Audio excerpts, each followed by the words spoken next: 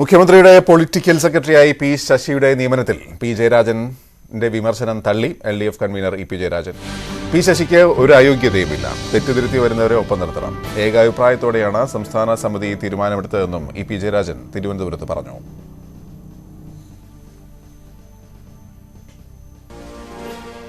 ഒരിക്കൽ പുറത്താക്കി എന്നുള്ളത് കൊണ്ട് അയാൾ ആജീവനാന്തം പുറത്താക്കപ്പെടേണ്ട ആളാണ് എന്നുള്ള തെറ്റായ ധാരണകളാണ്. ഇപ്പം നമുക്ക് നമ്മുടെ നാട്ടിൽ മനുഷ്യരായി ജനിച്ചിട്ടുള്ളവർക്കെല്ലാം തെറ്റുകൾ സംഭവിക്കും.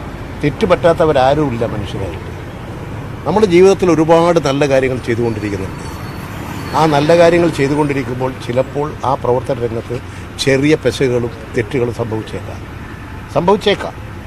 അങ്ങനെ സംഭവിച്ചാൽ അത് ഒന്നിച്ച് പ്രവർത്തിക്കുന്നവർ അല്ലെങ്കിൽ അവരെല്ലാം പരിശോധിച്ച് തെറ്റുകൾ ചൂണ്ടിക്കാണിച്ച് തിരുത്തി സഖാക്കളെ ശരിയായ നിലയിലേക്ക് മുന്നോട്ട് നയിക്കാനാണ് പാർട്ടി ശ്രമിക്കുന്നത്.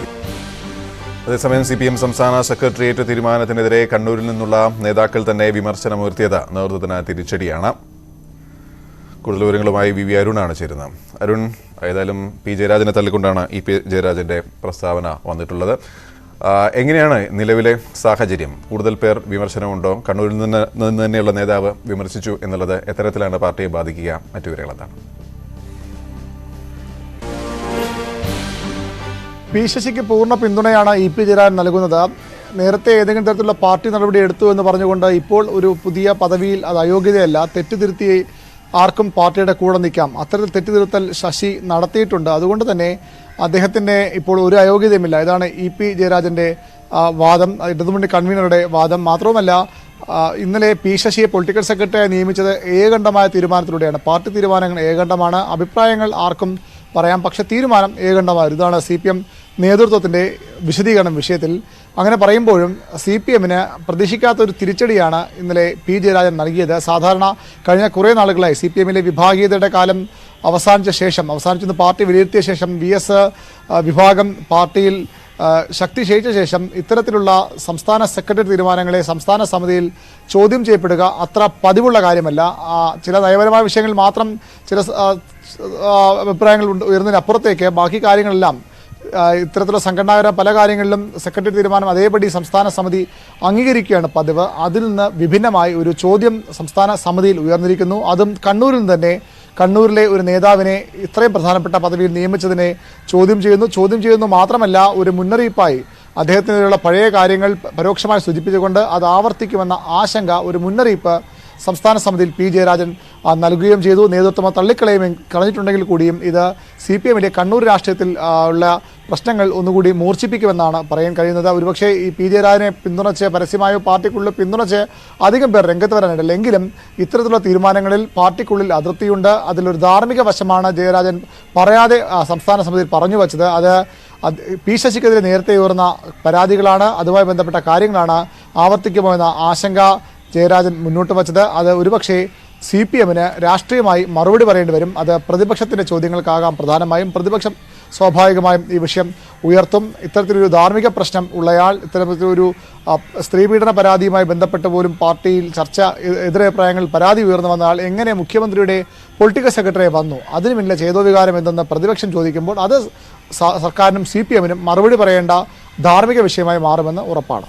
VV അരുണാണ് വിവരങ്ങൾ നൽകിയത്. ഇടതുമുന്നണി വിപുലീകരിക്കാനാണ് ആഗ്രഹിക്കുന്നതെന്ന് കൺവീനർ ഇ പി ജയരാജൻ. മുസ്ലിം ലീഗ് നിലപാട് വ്യക്തമാക്കിയാൽ ചർച്ചയാവാം. ആകർഷകരായി എത്തുന്നവരെ സ്വാഗതം ചെയ്യുമെന്നും ഇ പി ജയരാജൻ പറഞ്ഞു. ഞങ്ങൾ ഇടതുപക്ഷ ജനാധിപത്യ മുന്നണി കേരള ജനതയുടെ കൂടുതൽ പിന്തുണയാർജിച്ചുകൊണ്ട് വിപുലീകരിക്കാനാണ് ആഗ്രഹിക്കുന്നത്. ആ വിപുലീകരണത്തിൽ വ്യക്തികൾക്കും ഗ്രൂപ്പുകൾക്കുമൊക്കെ തീർച്ചയായും ഇടതുപക്ഷ മുന്നണിയുടെ നയത്തോട് ആഭിമുഖ്യം കാണിച്ച് അതിൽ ആകൃഷ്ടരായി കടന്നു വരുന്നതിന് ഒരിക്കലും തടസ്സമില്ല. മുസ്ലിം ലീഗ് അവരുടെ കാര്യം വ്യക്തമാക്കട്ടെ. ഇങ്ങനെ ആകാശത്ത് കിടക്കുന്നതിനെ കുറിച്ച് ആഗ്രഹിച്ച് നടക്കേണ്ട കാര്യമൊന്നുമില്ല. അവരവരുടെ നിലപാട് വ്യക്തമാക്കുമ്പോൾ ഞങ്ങൾ ഞങ്ങളുടെ നിലപാട് വ്യക്തമാക്കും. ഇപ്പോൾ അവർ UDFൻ്റെ ഭാഗമാണ്. അതിനകത്ത് അവർക്ക് മുസ്ലിം ലീഗിനകത്ത് തന്നെ വലിയ സമ്മർദ്ദങ്ങൾ, UDFൻ്റെ നിലപാടിൽ പലതിനോടും കടുത്ത അഭിപ്രായ വ്യത്യാസങ്ങളുണ്ട്. അത് പ്രകടിപ്പിക്കപ്പെട്ടുകൊണ്ടിരിക്കുന്നുണ്ട് എന്നാണ് ഞങ്ങൾ മനസ്സിലാക്കുന്നത്. തലശ്ശേരി ആർച്ച് ബിഷപ്പായി മാർ ജോസഫ് പാംപ്ലാനിയുടെ സ്ഥാനാരോഹണ ചടങ്ങ് അല്പസമയത്തിനകം തലശ്ശേരി സെന്റ് ജോസഫ് കത്തീഡ്രലിലാണ് ചടങ്ങുകൾ. കർദിനാൾ മാർ ജോർജ് ആലഞ്ചേരിയുടെ കാർമ്മികത്വത്തിലാണ് ചടങ്ങുകൾ.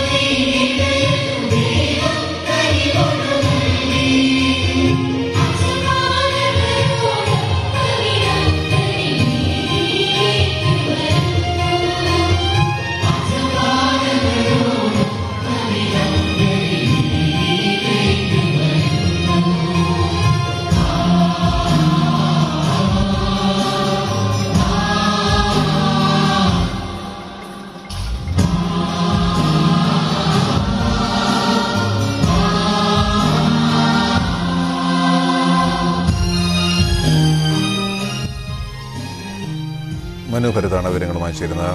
മനു, എന്തൊക്കെയാണ് ചടങ്ങുകൾ, ഏത് ഘട്ടത്തിലാണ് കാര്യങ്ങൾ, വിശദാംശം?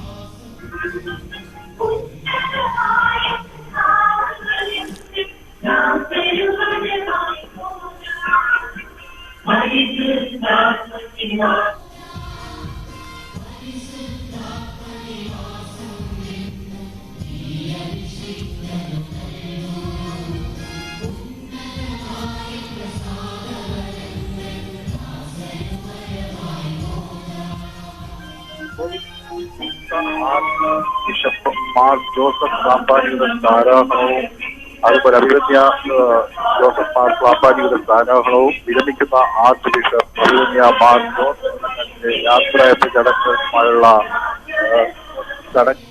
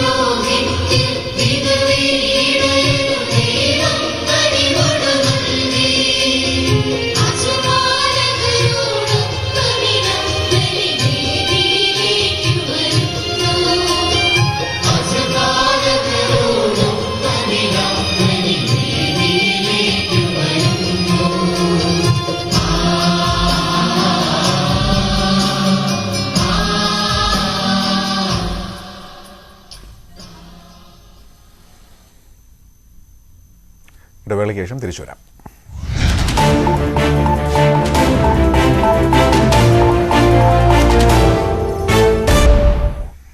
കോടഞ്ചേരി മിശ്ര വിവാഹവുമായി ബന്ധപ്പെട്ട വിവാദ പരാമർശത്തിൽ മുൻ MLA ജോർജ് എം തോമസിനെതിരെ നടപടിക്കൊരുങ്ങി CPM. ഇന്ന് ചേരുന്ന ജില്ലാ സെക്രട്ടേറിയറ്റ് യോഗത്തിൽ ഇത് സംബന്ധിച്ച തീരുമാനം ഉണ്ടാവും.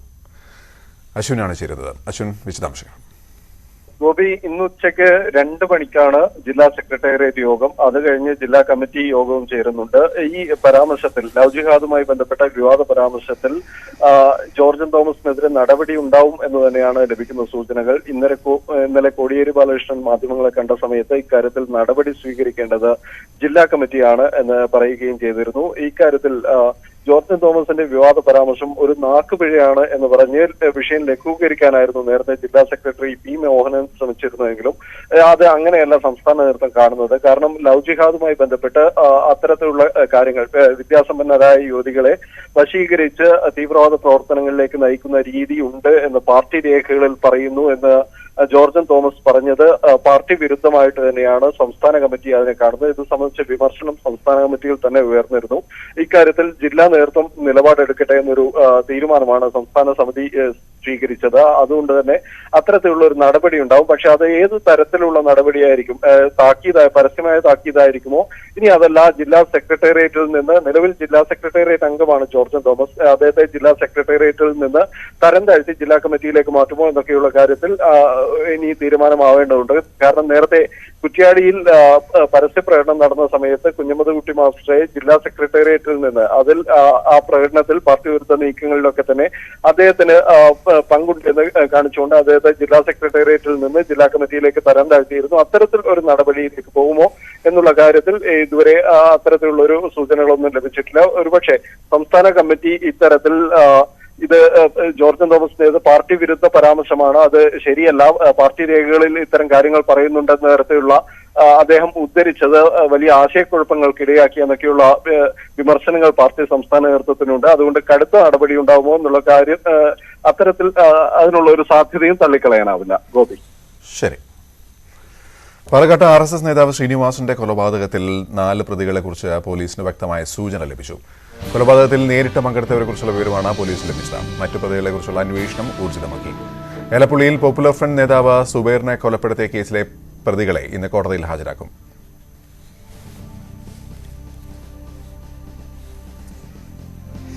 പ്രസാദ് ഉടുമ്പശ്ശേരിയാണ് ചേരുന്നത്. പ്രസാദ്, കൃത്യമായ വിവരം പോലീസിന് ലഭിച്ചു എന്നാണോ മനസ്സിലാക്കേണ്ടത്? എന്താണ് ഏറ്റവും പുതിയ വിവരങ്ങൾ?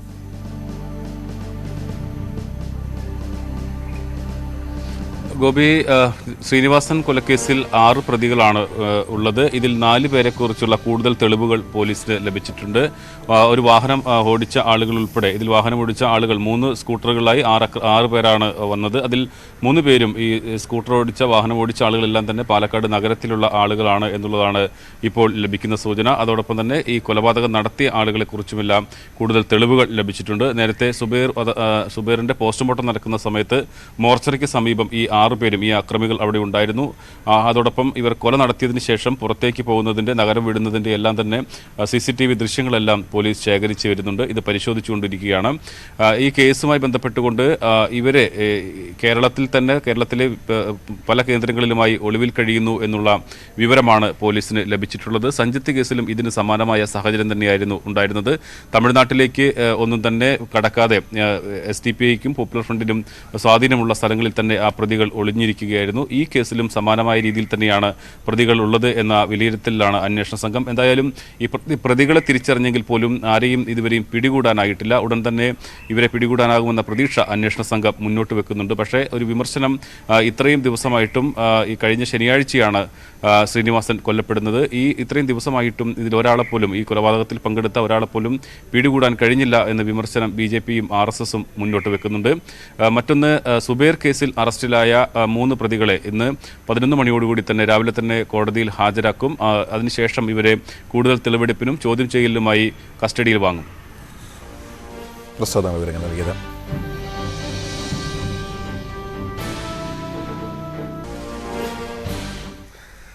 KSRTC സൂപ്പർ ഡീലക്സ് ബസ്സിൽ യാത്രക്കാരിയെ പീഡിപ്പിക്കാൻ ശ്രമമെന്ന് പരാതി. ബംഗളൂരുവിൽ താമസിക്കുന്ന മലയാളി വിദ്യാർത്ഥിനിയാണ് പരാതി നൽകിയത്. പരാതിയിൽ KSRTC വിജിലൻസ് ഓഫീസർ അന്വേഷണം തുടങ്ങി. ശശിനാരായൺ ചേരുന്നു. ശശി, എന്താണ് പരാതി, എന്താണ് വിശദാംശങ്ങൾ? ഗോപി, പത്തനംതിട്ട KSRTC ഡിപ്പോയിലെ ചിറ്റാർ സ്വദേശിയായ ഡ്രൈവർക്കെതിരെയാണ് ഇത്തരത്തിൽ വിദ്യാർത്ഥിനി പരാതി നൽകിയിരിക്കുന്നത്. കഴിഞ്ഞ വിഷുവിന്റെ നാട്ടിലെത്തിയതിനു ശേഷം തിരികെ മടങ്ങുന്ന സമയത്താണ് ഈ സൂപ്പർ ഡീലക്സ് ബസ്സിൽ യാത്ര ചെയ്തത്. ഈ പുലർച്ചെ 3 മണിയോടുകൂടി കൃഷ്ണഗിരിയിലെ സ്ഥലത്ത് വെച്ചാണ് കുട്ടി ബസിന്റെ ജനൽ ചില്ലർ നീക്കം ചെയ്യാൻ ആവശ്യപ്പെടുകയും ഇദ്ദേഹം അതിനിടയിൽ ജനൽ ചില്ലുകൾ നീക്കം ചെയ്യുന്നതിനിടയിലാണ് കുട്ടിയെ പീഡിപ്പിക്കാൻ ശ്രമം നടന്നതായുള്ള പരാതി ഇമെയിൽ വഴി ബാംഗ്ലൂരിൽ എത്തിയതിനു ശേഷം KSRTCക്ക് അയച്ചിട്ടുള്ളത്. എന്തായാലും ഇതുമായി ബന്ധപ്പെട്ട് KSRTC വിജിലൻസ് ഓഫീസർ അന്വേഷണം ആരംഭിച്ചിട്ടുണ്ട്. നേരത്തെയും അച്ചടക്ക നടപടികൾ നേരിട്ടുള്ള വ്യക്തിയാണ് ഈ ചിറ്റാർ സ്വദേശിയായ ഡ്രൈവർ. അത്തരത്തിലുള്ള അന്വേഷണം തന്നെയാണ് പോലീസ് KSRTCയുടെ നേതൃത്വത്തിൽ നടത്തി വരുന്നത്. ഏതായാലും KSRTC ഇക്കാര്യത്തിൽ ഇയാൾക്കെതിരെ ശക്തമായ നടപടി സ്വീകരിച്ചില്ലെങ്കിൽ പോലീസിന് പരാതി നൽകാനാണ് വിദ്യാർത്ഥി തീരുമാനിച്ചിട്ടുള്ളത്. ഇത്തരത്തിൽ മോശമായ പെരുമാറ്റം നേരത്തെ ഉണ്ടായെന്നുള്ളതാണ് സഹജീവനക്കാരും ഈ ഡ്രൈവർക്കെതിരെ പരാതി നൽകിയിട്ടുള്ളത്. പക്ഷേ ആരോപണങ്ങൾ പൂർണ്ണമായി നിഷേധിക്കുകയാണ് ഇയാൾ ചെയ്തിട്ടുള്ളത്. ഗോപി, ശശിനാരായണനാണ് വിവരങ്ങൾ നൽകിയത്. തലശ്ശേരി ആർച്ച് ബിഷപ്പായി മാർ ജോസഫ് പ്ലാമ്പാനിയുടെ സ്ഥാനാരോഹണ ചടങ്ങുകൾ തുടരുകയാണ്. തത്സമയം with the paternal care and the foresight of an able leader for more than 7 years, from 30th October 2014 as his Metropolitan Archbishop, there was the need to find a suitable successor to him.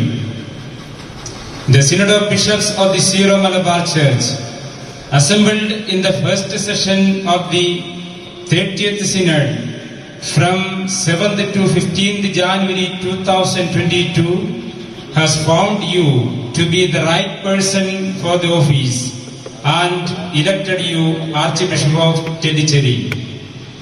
Therefore, in virtue of CCEO Canon 86, paragraph 1, number 1, and by the authority vested in me as the major Archbishop of the Syro-Malabar Church, to provide the people of God entrusted to my care with the pastors and efficient systems of governance, and guided by the consideration of the good of the faithful of the Archieparchy of Tellicherry and of the entire Syro-Malabar Church, I, Cardinal George Alancheri, hereby appoint you Metropolitan Archbishop of the Archieparchy of Tellicherry.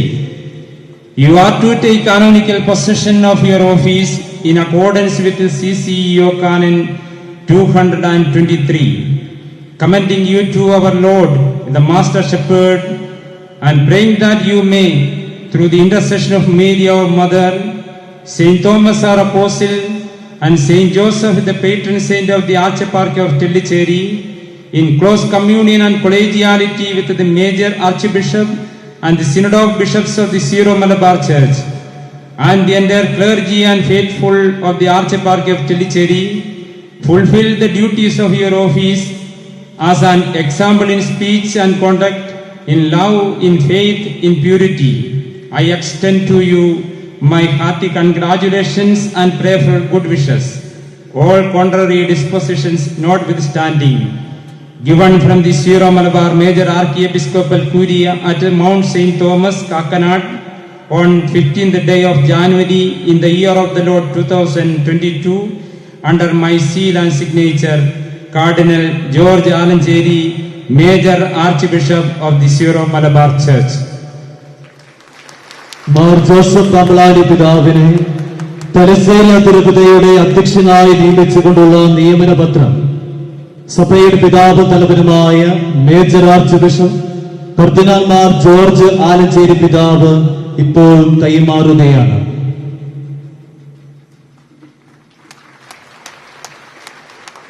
സ്ഥാനാരോഹണ പരിക്രമങ്ങളിലേക്ക് നാം പ്രവേശിക്കുകയാണ്. പ്രാരംഭ ഗീതങ്ങൾക്കും കർത്തൃപ്രാർത്ഥനയ്ക്ക് ശേഷം ദൈവം വരമേൽപ്പിച്ചിരിക്കുന്ന ഈ ആത്മീയ ശുശ്രൂഷ പരികർമ്മ ചെയ്യുവാൻ തന്റെ ശക്തനാക്കണമേ എന്ന് കാർമികൻ പ്രാർത്ഥിക്കുന്നു. കാർമികരെയും നിയുക്ത മെത്രാപ്പൊലീത്തായെയും ദൈവിക ശക്തിയും കൃപാവരവ് കൊണ്ട് നിറയ്ക്കണമേ എന്ന പ്രാർത്ഥനയോടെ ഈ തിരുക്രമങ്ങളിൽ നമുക്കും പ്രാർത്ഥനയോടെ പങ്കുകൊള്ളാം.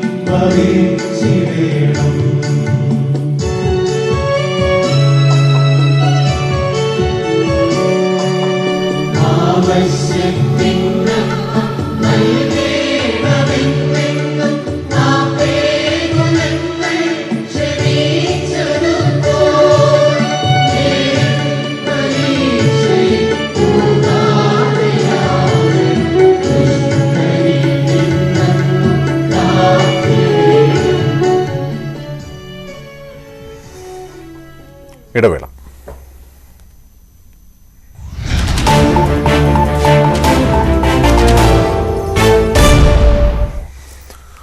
പുതുപ്പാടി കൈതപ്പൊയിലിൽ KSRTC സ്വിഫ്റ്റ് ബസ് നിർത്തിയിട്ട ലോറിക്ക് പിന്നിൽ ഇടിച്ചു.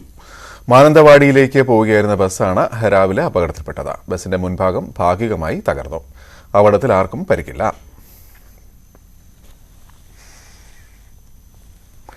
നടിയെ ആക്രമിച്ച കേസിൽ അന്വേഷണം ഊർജിതമാക്കി ക്രൈംബ്രാഞ്ച്. കാവ്യമാധവൻ ഉൾപ്പെടെയുള്ളവരെ ഉടൻ ചോദ്യം ചെയ്യും. ഓഡിയോ ക്ലിപ്പുകളും ഫോൺ രേഖകളും പരിശോധിച്ച് തെളിവുകൾ കണ്ടെത്താനാണ് അന്വേഷണ സംഘത്തിന്റെ ശ്രമം.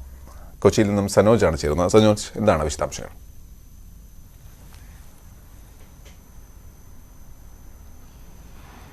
ഗോപി, ഇന്നലെ കേസ് പരിഗണിച്ച വേളയിൽ അന്വേഷണ സംഘത്തിന് അനുകൂലമായി ലഭിച്ച വിധി അന്വേഷണ സംഘത്തെ സംബന്ധിച്ച് വലിയ ആത്മവിശ്വാസമാണ് നൽകിയിട്ടുള്ളത്. ഇതിന്റെ അടിസ്ഥാനത്തിൽ കേസിൽ നിർണായകമായ കൂടുതൽ തെളിവുകൾ കണ്ടെത്തുക എന്നുള്ള ഒരു ദൗത്യത്തിലാണ് അന്വേഷണ സംഘം. അതിന്റെ ഭാഗമായി വരും ദിവസങ്ങളിൽ കാവ്യമാധവൻ അടക്കമുള്ള ആളുകളെ ചോദ്യം ചെയ്യാൻ വേണ്ടിയുള്ള ഒരു തീരുമാനത്തിലാണ്. നേരത്തെ ചോദ്യം ചെയ്യലിന് ഹാജരാകണമെന്ന് ആവശ്യപ്പെട്ടുകൊണ്ട് ക്രൈംബ്രാഞ്ച് കാവ്യമാധവന് കത്ത് നൽകിയെങ്കിലും തനിക്ക് ചോദ്യം ചെയ്യലിലെ മറ്റു സ്ഥലങ്ങളിൽ ഹാജരാവാൻ കഴിയുകയില്ല എന്നും തൻ്റെ ആലുവയിലെ വസതിയിലെത്തി ചോദ്യം ചെയ്യണമെന്നുമുള്ള ഒരു നിർദ്ദേശമാണ് കാവ്യമാധവൻ മുൻപോട്ട് വെച്ചത്. എന്നാൽ ഇത് അംഗീകരിക്കാൻ ക്രൈംബ്രാഞ്ച് സംഘം കൂട്ടാക്കിയില്ല. എന്തായാലും പുതിയ സാഹചര്യത്തിൽ, പ്രത്യേകിച്ച് കോടതിയിൽ നിന്നും അനുകൂല വിധി ലഭിച്ച സാഹചര്യത്തിൽ ക്രൈംബ്രാഞ്ചിന് അനുയോജ്യമായ ഒരു സ്ഥലത്തേക്ക് കാവ്യമാധവനെ വിളിച്ചു വരുത്തി ചോദ്യം ചെയ്യാൻ വേണ്ടിയുള്ള ഒരു തീരുമാനത്തിലാണ് അന്വേഷണ സംഘമുള്ളത്. പ്രത്യേകിച്ച് ആദ്യഘട്ടത്തിൽ ഈ കേസ് പരിഗണിച്ച വേളയിൽ നടിയെ ആക്രമിച്ച കേസുമായി ബന്ധപ്പെട്ടുകൊണ്ട് കോടതിയിൽ നിന്നും അന്വേഷണ സംഘത്തിന് വലിയ തിരിച്ചടികൾ നേരിട്ടിരുന്നു. എന്നാൽ വധശ്രമ ഗൂഢാലോചന കേസുമായി ബന്ധപ്പെട്ടുകൊണ്ട് സുപ്രധാനമായ തെളിവുകൾ ഹാജരാക്കി കോടതിയെ വിശ്വാസത്തിലെടുത്തുകൊണ്ട് അനുകൂല വിധി സമ്പാദിക്കാൻ കഴിഞ്ഞു എന്നുള്ള ഒരു ആത്മവിശ്വാസത്തിലാണ് അന്വേഷണ സംഘമുള്ളത്. അതുകൊണ്ട് തന്നെ വരും ദിവസങ്ങളിൽ കൂടുതൽ തെളിവുകൾ കണ്ടെത്തുക എന്നുള്ളതാണ് അന്വേഷണ സംഘത്തിന് മുമ്പിലുള്ള പ്രധാനപ്പെട്ട വെല്ലുവിളി. പ്രത്യേകിച്ച് 6000-ലധികം ഫോൺ കോളുകളാണ് ഇതിനായി പരിശോധിക്കേണ്ടി വരുന്നത്. ഈ ഫോൺ കോളുകൾ പരിശോധിച്ചതിന് ശേഷം നിർണായകമായ ചില ഓഡിയോ ക്ലിപ്പുകൾ കൂടി കിട്ടുമെന്നുള്ള ഒരു വിലയിരുത്തലിലാണ് അന്വേഷണ സംഘമുള്ളത്. ഇന്നലെ ഹാജരാക്കിയ ഓഡിയോ ക്ലിപ്പുകളൊക്കെ തന്നെ കോടതിയെ ബോധ്യപ്പെടുത്താൻ കഴിഞ്ഞു എന്നുള്ള ഒരു ആത്മവിശ്വാസം അന്വേഷണ സംഘത്തിന്റെ മുമ്പിലുണ്ട്. അതുകൊണ്ട് തന്നെ കോടതിയിൽ നിന്നും വലിയ തോതിലുള്ള തിരിച്ചടി ഉണ്ടായ സാഹചര്യത്തിൽ കരുതലോടുകൂടി തന്നെയാണ് ദിലീപ് ക്യാമ്പ് നീങ്ങുന്നത്. പ്രത്യേകിച്ച് ദിലീപിന്റെ അഭിഭാഷകർ ഇന്നലെ കോടതിയിൽ നിന്നും തിരിച്ചടി ഉണ്ടായപ്പോൾ നേരത്തെ മാധ്യമപ്രവർത്തകരോട് കാര്യങ്ങൾ വിശദീകരിച്ചിരുന്നെങ്കിലും ഇന്നലെ തിരിച്ചടി ഉണ്ടായപ്പോൾ മാധ്യമങ്ങളെ കാണാൻ അഭിഭാഷകർ കൂട്ടാക്കിയില്ല എന്നതും ഏറെ ശ്രദ്ധേയമായ കാര്യമാണ്. മറ്റൊരു കാര്യം ഈ കേസുമായി ബന്ധപ്പെട്ടുകൊണ്ട് ഉള്ളത്, ഇന്ന് പൾസർ സുനിയുടെ ജാമ്യാപേക്ഷ സുപ്രീം കോടതിയുടെ പരിഗണനയിൽ വരികയാണ്. പ്രത്യേകിച്ച് ഈ കേസുമായി ബന്ധപ്പെട്ടുകൊണ്ട് എല്ലാ പ്രതികൾക്കും ജാമ്യം ലഭിച്ചിട്ടുണ്ട് എന്നും ഈ കേസിന്റെ തുടരന്വേഷണം നീണ്ടുപോകുന്ന പശ്ചാത്തലത്തിൽ തനിക്ക് മാത്രമാണ് ജാമ്യം നിഷേധിക്കപ്പെട്ടുള്ളതെന്നും അത് തികച്ചും നീതി നിഷേധമാണെന്നും ചൂണ്ടിക്കാണിച്ചുകൊണ്ടാണ് പൾസർ സുനി സുപ്രീം കോടതിയെ സമീപിച്ചിട്ടുള്ളത്. നേരത്തെ ഈ കേസ് ഹൈക്കോടതി പരിഗണിച്ച വേളയിൽ പൾസർ സുനിയുടെ ജാമ്യാപേക്ഷ ഹൈക്കോടതി തള്ളുകയായിരുന്നു. ഇതിനെ തുടർന്നാണ് പൾസർ സുനി ഇപ്പോൾ സുപ്രീം കോടതിയെ സമീപിച്ചിട്ടുള്ളത്. ഗോപി, സനോജാണ് വിവരങ്ങൾ നൽകിയത്. കശുവണ്ടി ശേഖരിക്കാൻ അസിസ്റ്റന്റ് കമാൻഡന്റിനെ ചുമതലപ്പെടുത്തി പോലീസിൽ ഉത്തരവ്. ലേലം കൊള്ളാൻ ആള് വരാത്തതിനാൽ ശേഖരിച്ച് കേടുപാടില്ലാതെ സൂക്ഷിക്കണമെന്നാണ് നിർദ്ദേശം. താഴെ വീഴുന്ന കശുവണ്ടികൾ നശിക്കും മുമ്പ് ശേഖരിച്ച് കേടുപാടില്ലാതെ സൂക്ഷിക്കണമെന്ന് ഉത്തരവിൽ പറയുന്നു. മങ്ങാട്ടുപറമ്പ് KP ബറ്റാലിയൻ 4-ലാണ് വിചിത്രമായ ഉത്തരവ്. വിനോദാണ് ചേരുന്നത്. വിനോദ്, എന്താണ് ഈ ഉത്തരവിന്റെ സാഹചര്യം? എന്താണ് വിവാദങ്ങൾ? കഴിഞ്ഞ ദിവസമാണ് ഈ ഉത്തരവ് പുറത്തിറങ്ങിയത്. KAP ബറ്റാലിയൻ 4-ന്റെ കമാൻഡന്റ് ആണ് ഇത്തരത്തിലൊരു ഉത്തരവ് പുറത്തിറക്കിയത്. അസിസ്റ്റന്റ് കമാൻഡന്റിനാണ് ഉത്തരവ് നൽകിയത്. അതായത് ഈ KAP ബറ്റാലിയന് കീഴിൽ വരുന്ന പ്രദേശങ്ങളിലെ കശുമാവുകളിൽ നിന്നുള്ള കശുവണ്ടി അത് താഴെ വീഴുന്നവ കൃത്യമായി ശേഖരിക്കുകയും കേടുകൂടാതെ സംരക്ഷിക്കുകയും ചെയ്യണമെന്നാണ് ഈ രേഖാമൂലമുള്ള ഉത്തരവിൽ പറയുന്നത്. നേരത്തെ 4 തവണ ലേല നടപടികൾക്ക് കാര്യങ്ങൾ നീക്കിയിരുന്നു. പക്ഷേ ലേലം കൊള്ളാൻ ആരും എത്തിയില്ല. അതിന് പല കാരണങ്ങൾ ഉണ്ടെന്നാണ് ഈ ഉത്തരവിൽ പറയുന്നത്. ഒന്ന്, ഈ ഉൽപാദനം ഗണ്യമായി കുറഞ്ഞു. 2, മാർക്കറ്റിലെ വില കാര്യമായി താഴ്ന്നു. മാത്രവുമല്ല, കാലാവസ്ഥാ വ്യതിയാനമാണ് ഈ ഉൽപാദനത്തിന് കുറവുണ്ടാകാൻ കാരണം. ദേശീയപാത വികസനത്തിന് വേണ്ടി സ്ഥലം ഏറ്റെടുത്തപ്പോൾ ഒരുപാട് കശുമാവുകൾ മുറിച്ചു മാറ്റേണ്ടി വന്നു. ഇതെല്ലാം തന്നെ ലേല നടപടികൾ പൂർത്തിയാക്കുന്നതിന് തടസ്സമായി എന്ന് ഈ ഉത്തരവിൽ പറയുന്നുണ്ട്. അതുകൊണ്ട് അസിസ്റ്റന്റ് കമാൻഡന്റ് ഇത് ശേഖരിക്കുന്നതിനും, അതായത് തറയിൽ വീണവ പെറുക്കിയെടുത്ത് കൃത്യമായി സൂക്ഷിക്കുന്നതിനുള്ള നടപടി സ്വീകരിക്കണമെന്നും അത് കേടുവരാതെ സൂക്ഷിക്കണമെന്നുമാണ് ഉത്തരവ്. ഇത്തരമൊരു കാര്യം ഉത്തരവായി ഇറങ്ങിയതിലാണ് സേനയിൽ അതൃപ്തിയുള്ളത്. ഇത് ആരാണ് ഇത് ശേഖരിക്കേണ്ടതെന്ന് കൃത്യമായി പറഞ്ഞിട്ടില്ല. പോലീസുകാരെ കൊണ്ടാണോ ഇത് ചെയ്യിക്കേണ്ടത്, അല്ലെങ്കിൽ മറ്റ് പുറത്തു നിന്നുള്ള തൊഴിലാളികളെ ഇതിനുവേണ്ടി ഏർപ്പെടുത്തണമോ? മാത്രവുമല്ല, ഈ ഉത്തരവിൽ പറയുന്നത് ഓരോ ആഴ്ചയിലും കൃത്യമായിട്ടുള്ള ഇതിന്റെ അളവ്, തൂക്കം കമാൻഡന്റിനെ രേഖാമൂലം വിശദമായി തന്നെ അറിയിക്കണമെന്നും പറയുന്നു. ആഴ്ച തോറും എത്ര കശുവണ്ടി ഉണ്ട് എന്ന കാര്യം കൃത്യമായി അറിയിക്കുകയും ചെയ്യണമെന്ന് പറയുന്നു.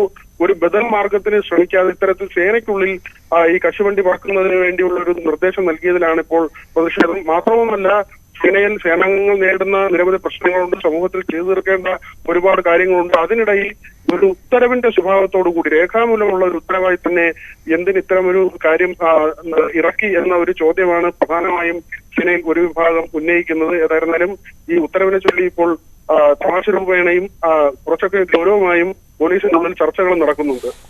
ശരി വിനോദ്. വൈദ്യുതി ബോർഡിൽ CPM അനുകൂല ഓഫീസേഴ്സ് അസോസിയേഷനും ചെയർമാൻ ബി അശോകുമായുള്ള പോര് പരിഹരിക്കാൻ ഓഫീസർമാരുടെ സംഘടനയുമായി മന്ത്രി കൃഷ്ണൻകുട്ടി ഇന്ന് ചർച്ച നടത്തും. രാവിലെ 11 ഓൺലൈനായാണ് ചർച്ച. TG സൈത്താണ് ചേരുന്നത്. സൈത്ത്, എന്താണ് നിലവിലെ സാഹചര്യം? കടംപിടുത്തം ഒഴിവാക്കി സമവായത്തിലേക്ക് നീങ്ങുകയാണോ അതോ മാനേജ്മെന്റ് കൂടുതൽ ശക്തമായി നീങ്ങുകയാണോ?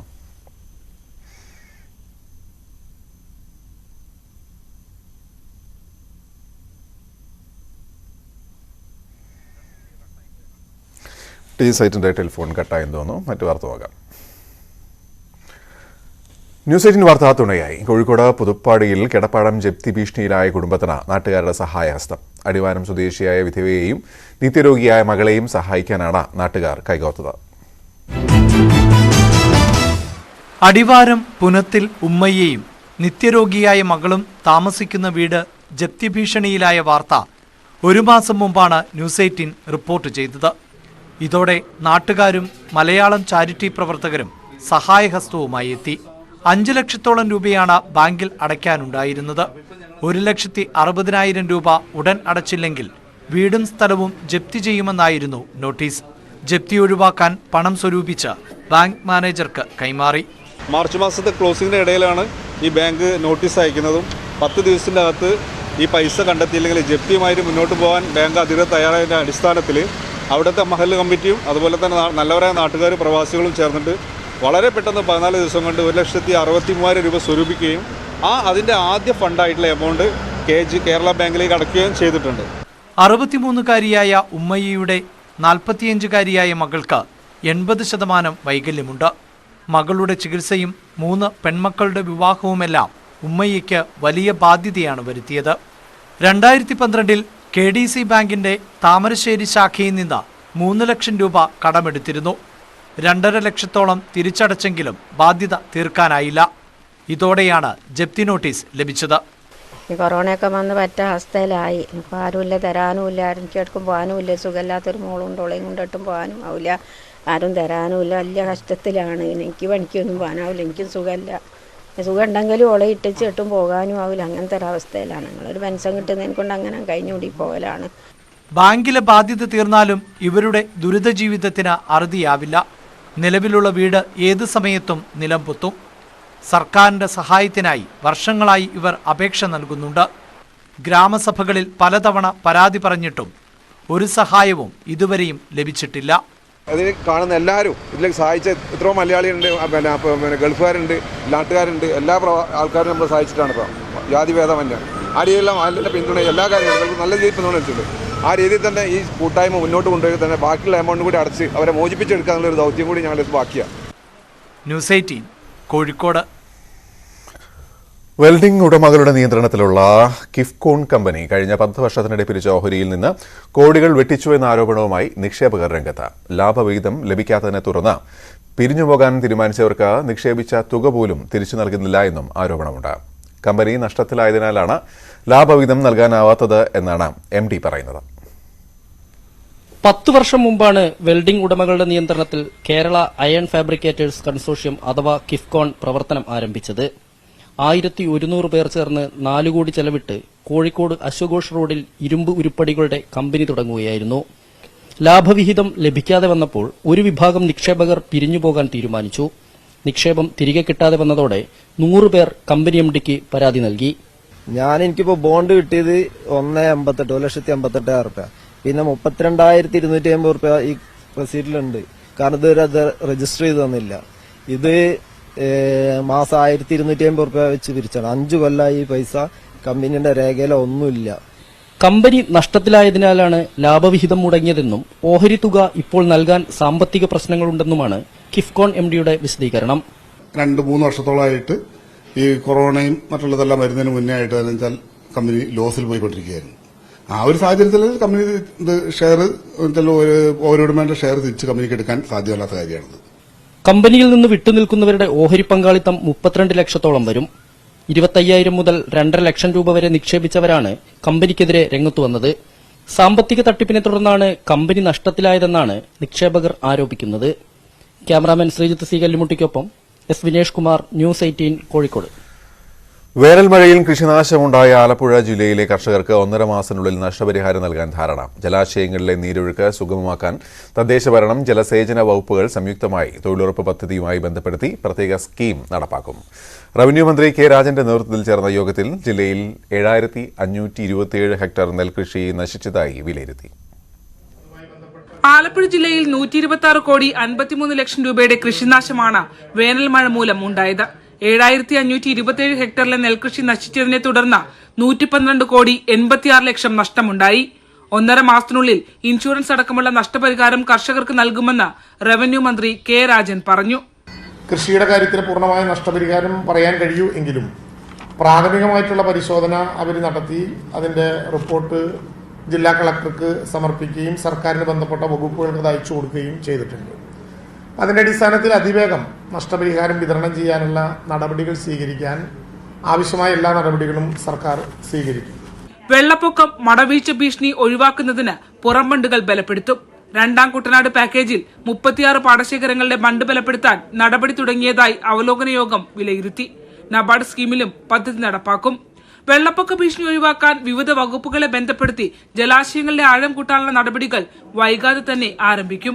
കായൽ, പുഴകൾ എന്നീ സ്ഥലങ്ങളിലെ എക്കരെടുക്കുന്ന നടപടി ഈ വേനൽക്കാലത്ത് തന്നെ നടത്താൻ വേണ്ടി മുഖ്യമന്ത്രിയുടെ നേതൃത്വത്തിൽ തന്നെ ഞങ്ങൾ പങ്കെടുത്തുകൊണ്ട് വിവിധ വകുപ്പുകൾ പങ്കെടുത്തുകൊണ്ട് ഒരു യോഗം ചേരുകയുണ്ടായി.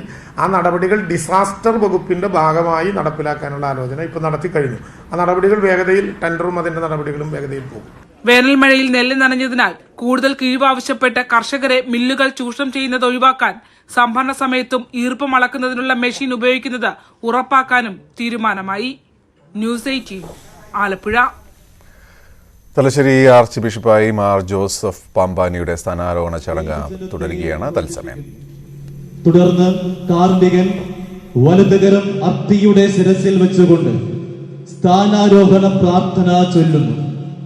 ഇടയനെടുത്ത ശുശ്രൂഷ നിർവഹിക്കുന്നതിനും സഭാ സമൂഹത്തെ വിശ്വസ്തതാപൂർവം ഭരിക്കുന്നതിനും സഭയുടെ ശുശ്രൂഷയ്ക്കായി പ്രവിശ്യയിലെ മെത്രാന്മാരെ കൈവപ്പ് വഴി വാഴിക്കുന്നതിനും ഉന്നതങ്ങളിൽ നിന്നുള്ള ദൈവകൃപ മാർ ജോസഫ് പാമ്പളാനി പിതാവിന്റെ മേൽ വർഷിക്കണമേ എന്ന് കാർമികൻ പ്രാർത്ഥിക്കുമ്പോൾ നമുക്കും ഭക്ത്യാദരപൂർവം പ്രാർത്ഥനയിൽ പങ്കുചേരാം. പ്രിയ സഹോദരരെ, നിങ്ങൾ കണ്ണുകൾ ഉയർത്തി കാരുണ്യവാനായ ദൈവത്തോട് അനുഗ്രഹം യാചിക്കുവിൻ. അതിരൂപതയുടെ മെത്രാപ്പൊലീത്തയായി സ്ഥാനമേൽക്കുന്ന മാർ ജോസഫ് പാമ്പ്ലാനി പിതാവിന് വേണ്ടി പ്രാർത്ഥിക്കുവിൻ.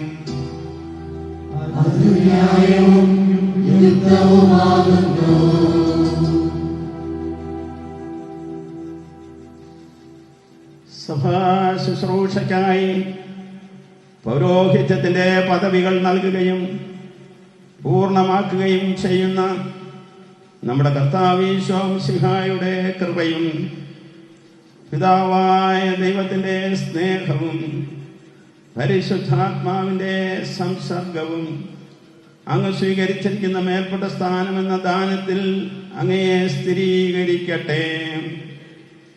ഈ ദാനം മിശിഹായുടെ ഭയഭക്തിജനകമായ സിംഹാസനത്തിന്റെ മുമ്പാകെ പ്രസന്നവദനായിരിക്കുന്നതിനും ഉത്സാഹത്തോടെ ഇടയനടുത്ത ശുശ്രൂഷ നിർവഹിക്കുന്നതിനും പ്രധാന ഇടയനായ നമ്മുടെ കർത്താവ് ഈശോ മിശിഹായെ എതിരേൽക്കുന്നതിനും കാരണമാകട്ടെ. കർത്താവേ, അങ്ങയുടെ സഭയെ വിശ്വസ്തതാപൂർവം ഭരിക്കുന്നതിനും അങ്ങയുടെ കൃപാതിരേകത്താൽ സഭയുടെ ശുശ്രൂഷയ്ക്കായി ഈ പ്രവിശ്യയിലെ മെത്രാന്മാരെ കൈവപ്പ് വഴി വാഴിക്കുന്നതിനും അങ്ങയുടെ ജനത്തെ ശ്രദ്ധയോടെ നയിക്കുന്നതിനും ഈ ദാസൻ ശക്തനാകട്ടെ. അങ്ങനെ വിശ്വസ്തരായ കാര്യസ്ഥന്മാർക്ക് വാഗ്ദാനം ചെയ്യപ്പെട്ടിരിക്കുന്ന സമ്മാനത്തിന് അർഹനാകുവാൻ അങ്ങയുടെ ഏകജാതന്റെ കൃപയാലും അനുഗ്രഹത്താലും ഈ ദാസനിടയാകട്ടെ. അങ്ങേക്കും അങ്ങയുടെ പ്രിയപുത്രനും പരിശുദ്ധാത്മാവിനും സ്തുതിയും ആരാധനയും കൃതജ്ഞതയും ഞങ്ങൾ സമർപ്പിക്കുന്നു, ഇപ്പോഴും എപ്പോഴും എന്നേക്കും.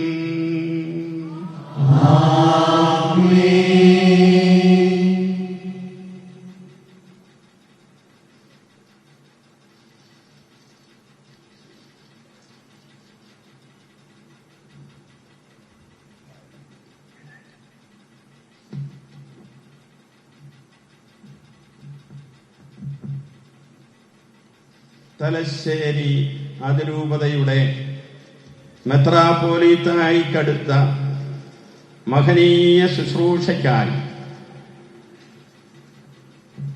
അഭിവന്യ ജോസഫ് പാമ്പ്ളാനി വേർതിരിക്കപ്പെടുകയും നിയോഗിക്കപ്പെടുകയും ചെയ്തിരിക്കുന്നു.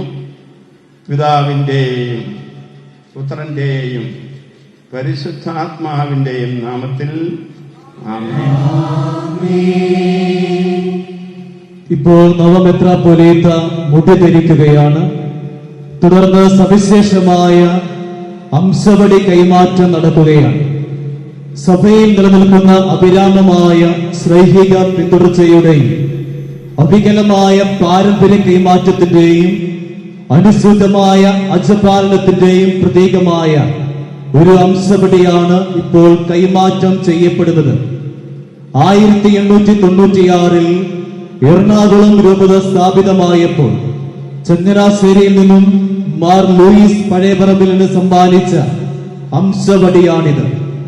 1954 കണ്ടത്തിൽ മാർ അഗസ്തീനോസ് മെത്രാപ്പൊലീത്ത തലശ്ശേരി രൂപതയുടെ പ്രഥമ മെത്രാൻ മാർ സെബാസ്റ്റ്യൻ വള്ളോപ്പള്ളി പിതാവിന് സമ്മാനമായി ഇത് നൽകി. 1989 മാർ ജോർജ് വലിയമറ്റ പിതാവ് അഭിഷിക്തനായപ്പോൾ ഈ അംശവടിയാണ് ഏറ്റുവാങ്ങിയത്. 2014 മാർ ജോർജ് ഞെരളക്കാട്ട് പിതാവിന് കൈമാറിയ അതേ അംശവടി ഇതാ ഇപ്പോൾ പുതിയ അവകാശിക്ക് കൈമാറുന്നു.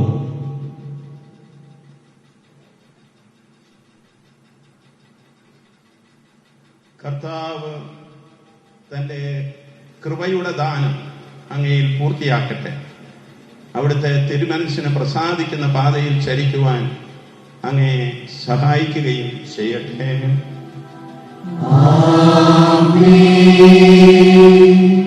ഇപ്പോൾ നവമെത്രാപ്പൊലീത്തായി കാർമികൻ കത്തീഡ്ര എന്നറിയപ്പെടുന്ന ഔദ്യോഗിക പീഠത്തിലേക്ക് നയിക്കുന്നു.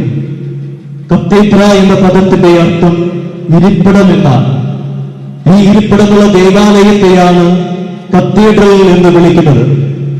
തലശ്ശേരി കത്തീഡ്രൽ ദേവാലയത്തിൽ സ്ഥിതി ചെയ്യുന്ന ഈ ഔദ്യോഗിക പീഠത്തിൽ ഇരുന്നുകൊണ്ട് തലശ്ശേരി അതിരൂപതയുടെ മേലധ്യക്ഷ പദവി metropolitan archbishop Mar Joseph Pamplany ഏറ്റെടുക്കുകയാണ്. മലബാറിന്റെ വലിയ ഇടയനായി, അജഗണങ്ങളുടെ ആശാകേന്ദ്രമായി കുടിയേറ്റ ജനതയുടെ പുതുതലമുറയെ പരിശുദ്ധാത്മ കൃപയോടെ നയിക്കുവാൻ അഭിവിധ പിതാവിനെ ദൈവം അനുഗ്രഹിക്കട്ടെ.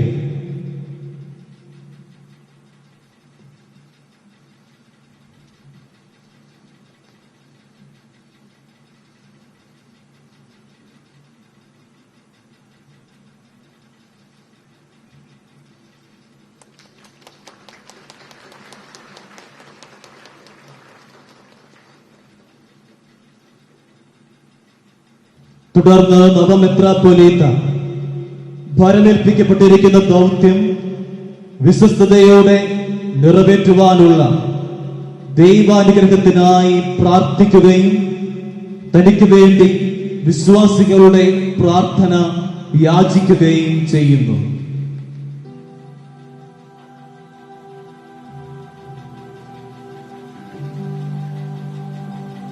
കർത്താവേ, ശക്തനായ ദൈവമേ, അനന്തമായ അങ്ങയുടെ പരിപാലനയും എളിയവനായ എന്നെ ഭരമേൽപ്പിച്ചിരിക്കുന്ന ദൗത്യം വിശ്വസ്തയോടെ നിറവേറ്റുവാൻ എന്നെ സഹായിക്കണമേ. അങ്ങയുടെ അരൂപിയാൽ എന്നെ നിറയ്ക്കുകയും സ്ലീഹന്മാരുടെ തീഷ്ണതയോടുകൂടെ അങ്ങേക്ക് സാക്ഷ്യം വഹിക്കുവാൻ എന്നെ ശക്തനാക്കുകയും ചെയ്യണമേ. എന്നെ ഭരമേൽപ്പിച്ചിരിക്കുന്ന ഈ അതിരൂപതയിലെ വൈദിക ഗണത്തോടൊപ്പം ദൈവജനത്തെ വിവേകത്തോടെ നയിക്കുവാൻ എന്നെ ശക്തനാക്കണമേ. അവരും ഞാനും ഒരുമിച്ച് അങ്ങേക്ക് സ്തുതിയുടെയും കൃതജ്ഞതയുടെയും കീർത്തനങ്ങൾ ആലപിക്കുന്നതിനും സ്വർഗരാജ്യത്തിൽ നിത്യമായി അങ്ങയെ പാടി സ്തുതിക്കുന്നതിനും ഇടയാകട്ടെ. പിതാവും പുത്രനും പരിശുദ്ധാത്മാവുമായ സർവേശ്വര എന്നേക്കും.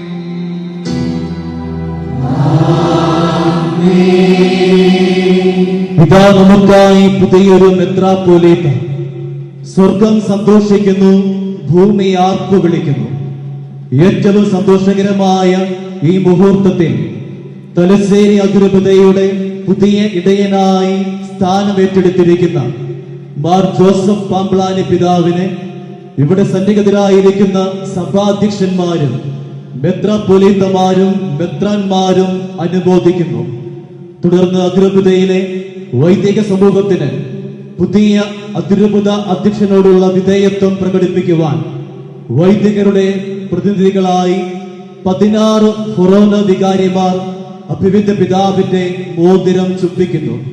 സന്യസ്തരുടെ പ്രതിനിധികളായി നസ്രത്ത് സന്യാസിനി സമൂഹത്തിന്റെ superior general mother Jacintha, provincial സുപ്പീരിയർമാരായ sister little Therese CMC, sister Anjali FCC, sister Pavithra SMS എന്നിവരും ആത്മായ സമൂഹത്തെ പ്രതിനിധീകരിച്ച് അതിരൂപതയിലെ ഭക്തസംഘടനകളുടെ പ്രസിഡന്റുമാരും മോതിരം ചുംബിച്ച് ആദരവ് അർപ്പിക്കുന്നു.